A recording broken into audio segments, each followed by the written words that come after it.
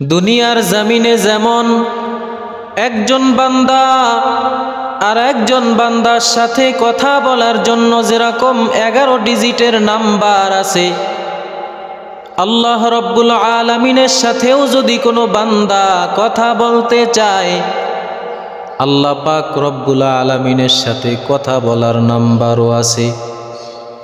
এই নাম্বারগুলা কেউ জানে না। এই নাম্বার হচ্ছে 24434। কেমন? বলে ফজরের সময় 2 রাকাত ফরজ নামাজ,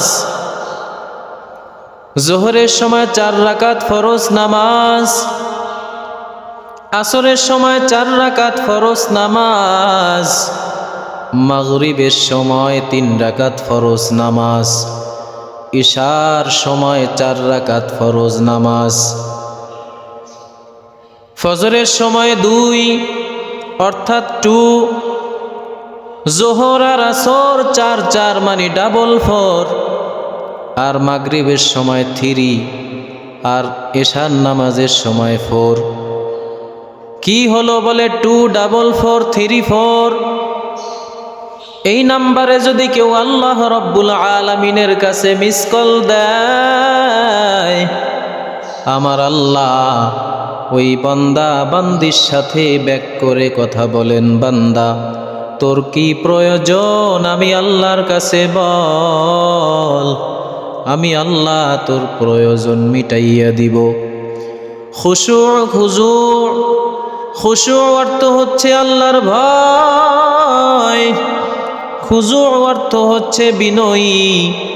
যেই বান্দা আল্লাহর ভয় নিয়া বিনয়ী হইয়া আমার মালিকের কদমে 5 বেলার নামাজে সিজদা দান করবেন, ওই বান্দা বান্দির জন্য আমার আল্লাহ 5টা পুরস্কার রাখছেন। 1 নাম্বার পুরস্কার, রিজিকের মধ্যে দুনিয়াতে কোনো পেরেশানি থাকবে না। 2 নাম্বার, কবরের আযাব আমার আল্লাহ মাফ করবেন।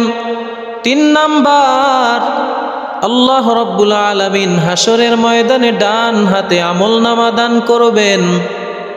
4 নাম্বার পুরস্কার হলো আমার আল্লাহ পুলসিরাতের রাস্তা, উপরের দিকে 10,000 বছর, সমতল 10,000, আবার নিচের দিকে 10,000, টোটাল 30,000 বছরের রাস্তা আমার আল্লাহ চোখের পলকে পার করে দিবেন। 5 নাম্বার পুরস্কার, বিগৈরি হিসাব, বিনা হিসাবে আমার আল্লাহ জান্নাতের মালিক বানায়া দিবেন। এজন্য ভাই 5 ওয়াক্ত নামাজ পড়তে হবে এমন ভাবে, দুনিয়ার মানুষকে দেখানোর জন্য নয়। দুনিয়ার মানুষকে দেখানোর জন্য যদি নামাজ পড়া হয়, সেই নামাজটা হবে শিরকি নামাজ। আল্লাহ বলেন আমাকে দেখানোর জন্য নামাজ পড়, সব কিছু আমি আল্লাহর জন্যই করতে হবে তোমাকে। যদি কোনো বান্দা নামাজের মধ্যে খেয়াল করে সামনে আমার আল্লাহ, পেছনে আজরাইল, ডানে জান্নাত, বামে জাহান্নাম, আল্লাহ রাব্বুল আলামিন যদি নামাজের মধ্যে হুকুম করেন সামনে থেকে পেছনে, ও আজরাইল ওই বান্দার জানটা কবজ করো। আজরাইল যখন বান্দার জানটা কবজ করবে, তখন বান্দার নামাজটা যদি নামাজের মতো হয়, বান্দার স্থান ডান দিকের জান্নাতের মধ্যে হবে। আর যদি বান্দার নামাজের মধ্যে দুনিয়ার চিন্তা থাকে, আল্লাহকে খুশি করার উদ্দেশ্য না থাকে, বান্দার লাশটা, বান্দার রূহটা জাহান্নামের দিকে পড়ে যাবে। মকুং চুজতি নামাজে পাঞ্জেগানা ফাওয়াইলুল লিল মুসাল্লিনাল্লাযীনা মুমিনারা ই নামাজ এমদাদে দা ইস্তাঈনু আয়াতে কুরআ বাখা। আল্লাহর নবীর প্রিয় সাহাবী হযরতে আবু দারদা রাদিয়াল্লাহু তাআলা আনহু ডাক দিয়া বলতেছেন, আল্লাহর নবী আমাকে বলতেছেন, ও আবু দারদা চলো আমার সাথে চলো। আল্লাহর নবীর সাথে শীতের মৌসুমে একটা গাছের কিনারায় গিয়া দাঁড়াইলাম। আল্লাহর নবী একটা গাছকে ধরিয়া ঝাঁকুনি মারল। ঝাঁকুনি মারার সাথে সাথে কিছু পাতা ঝরে পড়ে গেল। জিজ্ঞেস করলাম, পয়গম্বর আপনি এটা কি জন্য করেছেন, আমার একটু জানতে মনে চায়। আল্লাহর নবী বললেন, আবু দারদা, যেই বান্দা বান্দি 5 ওয়াক্ত নামাজ পড়বে, এই গাছটা ঝাঁকুনি মারার সাথে সাথে যেমন পাতাগুলা ঝরে পড়ে গেল, একজন নামাজি বান্দা নামাজ পড়ার বদৌলতে আমার আল্লাহ তার আমল নামা থেকে গুনাহগুলাও ওরকম ঝরাইয়া দেয়।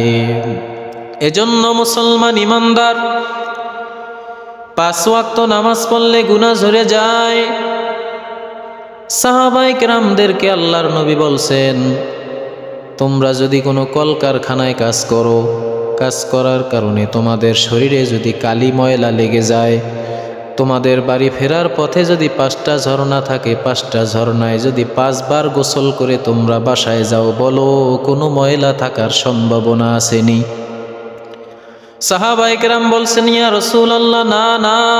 আল্লাহর নবী বলছেন, ও সাহাবায়ে কেরাম শোনো, কোনো বান্দা বান্দি যদি 5 ওয়াক্ত নামাজ পড়ে, তাদের আমল নামায়ও কোনো গুনাহ থাকতে পারে না। ইন্নাস সালাতা তানহা আনিল ফাহশাই ওয়াল মুনকার ওয়ালা যিকরুল্লাহি আকবার।